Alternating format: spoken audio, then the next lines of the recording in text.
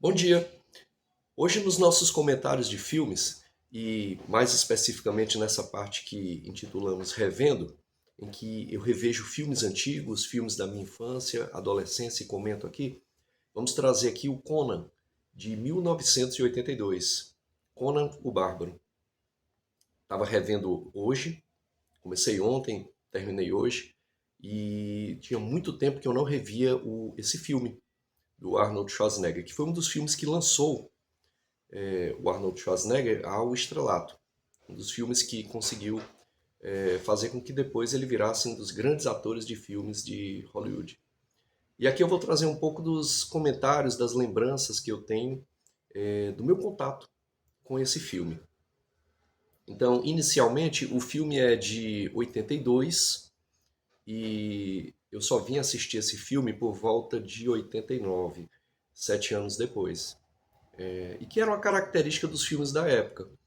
Não era como hoje, em que um filme é lançado e lançado em circuito internacional e você tem acesso rapidamente. Geralmente demorava muito tempo. Por quê? Porque o panorama nos anos 80 ainda não era tão massificado, por exemplo, o uso do videocassete. O videocassete ainda era um artefato tecnológico bem caro.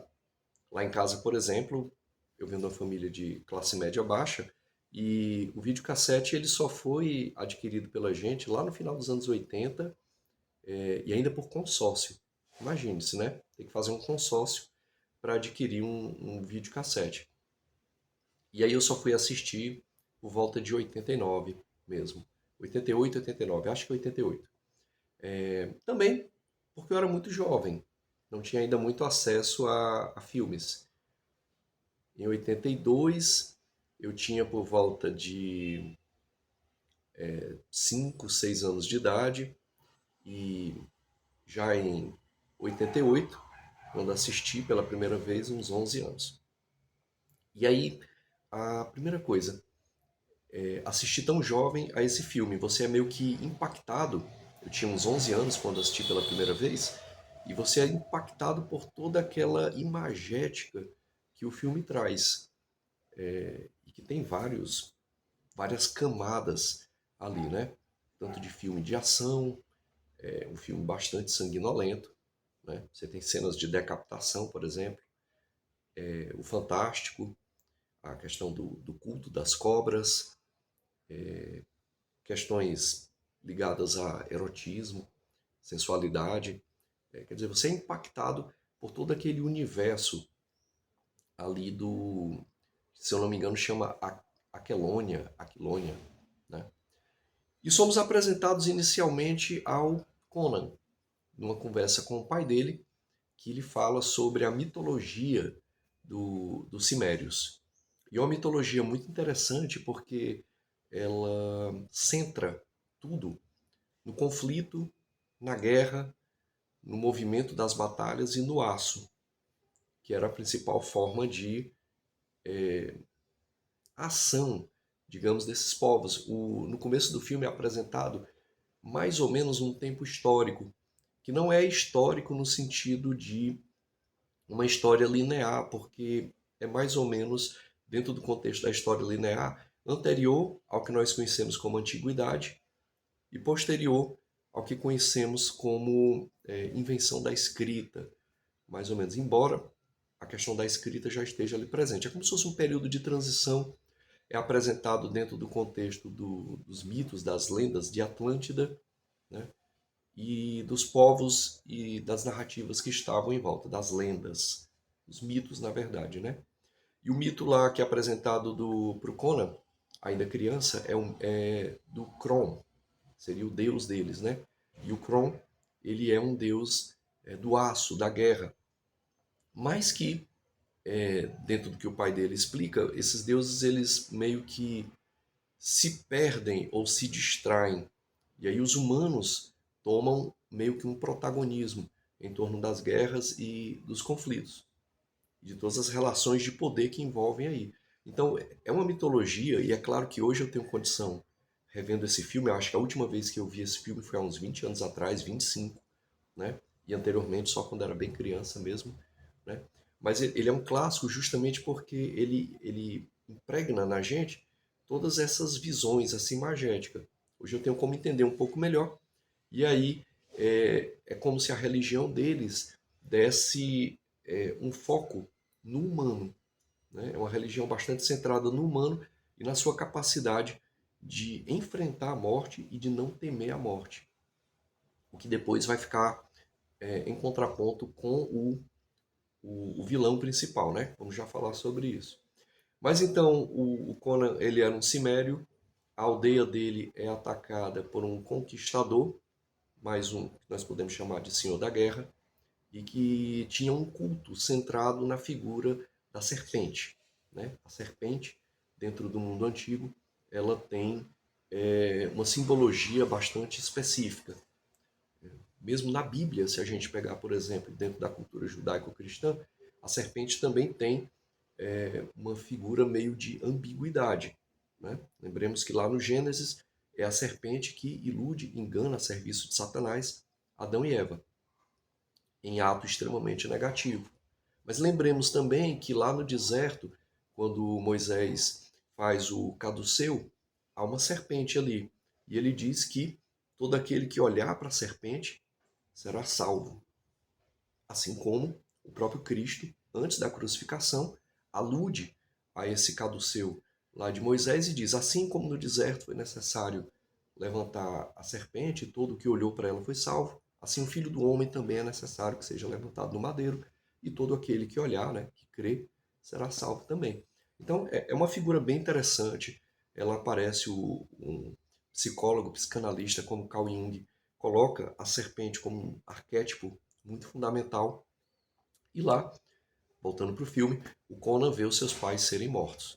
Aquilo coloca nele, já desde criança, o sentido da sua vida. O sentido da sua vida era vingança, vingar os pais. Ele é levado depois como escravizado, sobrevive, e a vida do Conan é mais ou menos isso, é sobreviver. Ele sobrevive a maus tratos, a tortura. Depois é colocado como gladiador, no sentido de que se viver, viverá, se morrer, morrerá. O próprio filme alude que em dado momento, para ele, vida e morte era a mesma coisa. O que interessava, coloca lá, eram os aplausos que ele recebia da plateia. Mas tanto interessava se ele vivia ou se morria. São relações muito diferentes com vida e morte. Ele passa a ser tratado como gladiador, passa por todos os traumas, a violência, a agressividade, a bestialidade, os prazeres que são impostos a ele, mostrado no filme, né? Colocavam lá mulheres para que ele tivesse prazeres sexuais com ela, enfim. Mas em determinado momento, o dono dele, digamos assim, né? O senhor dele, o liberta. E aí ele não sabe muito bem o que fazer com essa liberdade, e mas sabe que tem um sentido. O propósito dele é matar lá o sacerdote das serpentes, que matou, quer dizer, a vingança move toda a vida dele. E a partir disso ele passa a procurar como encontrar esse sacerdote. Ao longo disso, ele encontra alguns amigos, que são as figuras clássicas aqui do Dungeons and Dragons, né? Quer dizer, o ladrão, a ladra, tem contato com feiticeiras, né? Com magos, quer dizer, e todas essas figuras vão permeando o universo dele e, de certa forma, ajudando a que ele prossiga nesse intento dele de vingança. O filme é um filme sobre vingança, ou que a gente pode falar também da reparação da infância perdida, né? Ele, no começo do filme, mostra que ele era muito amado pelos pais dele, e aquele sacerdote lá das cobras, ele retira isso dele, né? É como se retirasse a infância. Então, em certo sentido, no sentido profundo, inconsciente, psicanalítico, é como se ele estivesse tentando reestruturar aquele aspecto. É como se a vida dele tivesse parado ali na infância. Então você tem um homem gigantesco, hipermusculoso, que era a figura do Arnold Schwarzenegger, um bárbaro, né? O subtema é bárbaro, né? Conan, o bárbaro, mas que na verdade é uma criança tentando restaurar. E no meio de toda essa matança ele descobre o amor, junto da personagem lá, que é aquela ladra, e, E é interessante, porque no campo mais inusitado, ele vai descobrir o amor com ela, né? Mas a vingança fala mais alto, porque aquela criança, o homem que poderia amar, não está pronto. Ou para estar pronto, precisa superar esse aspecto aqui da vingança. Ele precisa vingar a morte dos pais. Né? O filme é interessante porque são filmes de ação que não existem mais. Geralmente os filmes de ação de hoje em dia, eles pecam muito por terem uma hiper quantidade e qualidade nas cenas de ação, mas Conan não. Ele tem cenas bucólicas, a própria música do Dino de Laurentiis é fantástica, né? Ele consegue então ter aqueles momentos mais poéticos, tanto visuais quanto narrativos. A relação dele com a mulher que se apaixona por ele é uma relação quase shakespeariana, de Romeu e Julieta. Bom, ele vai então, segue no seu intento de destruir lá o Senhor das Cobras, digamos assim, e consegue. Uma coisa que eu nunca entendi muito e só revendo o filme agora que me ficou muito claro é que esse contato final dele com o Senhor das Cobras, ele simplesmente chega e mata o sujeito.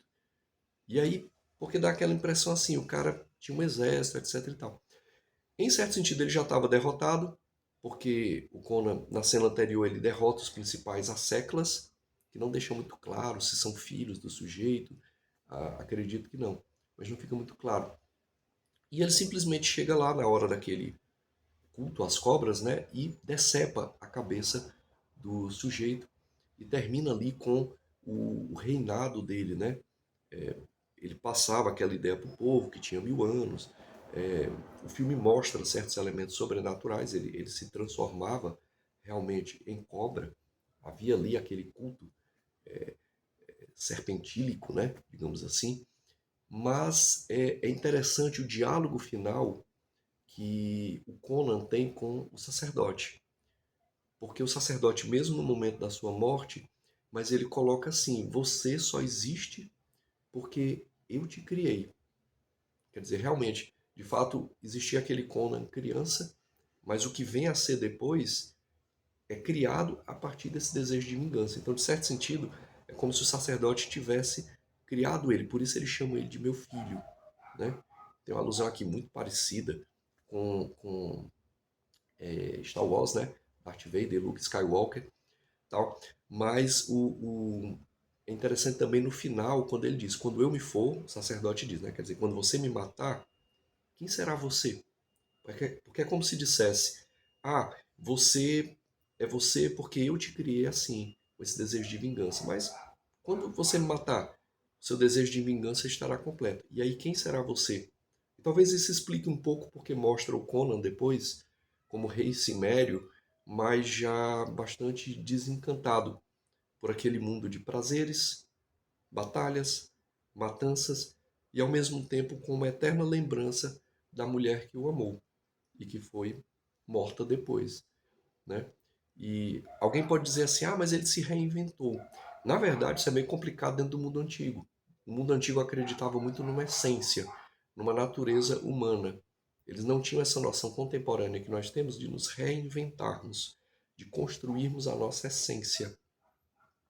Então, fica aí esse enigmático. O sujeito morre, tem a cabeça decepada, mas em certo sentido ele vence pelo que ele coloca lá.